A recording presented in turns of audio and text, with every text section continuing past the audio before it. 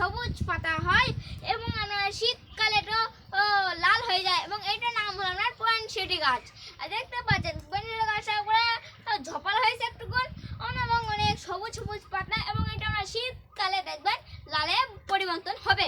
তো আমার দেখতে আমার পাশে একটা গাছ আছে, আমি দেখতে পাচ্ছেন এটা আপনার নাম হলো দুশিতা গাছ। এই গাছটার নাম হলো দুশিতা গাছ এবং আমরা এটাও ভালো নাম হলো রবার্ট প্রিন। এমনি দেখতে পাচ্ছেন একটা পাতা হচ্ছেন আর পাশে আছে একটা পুঁই শাকের গাছ, দেখতে পাচ্ছেন এর নাম হলো পুঁই শাক।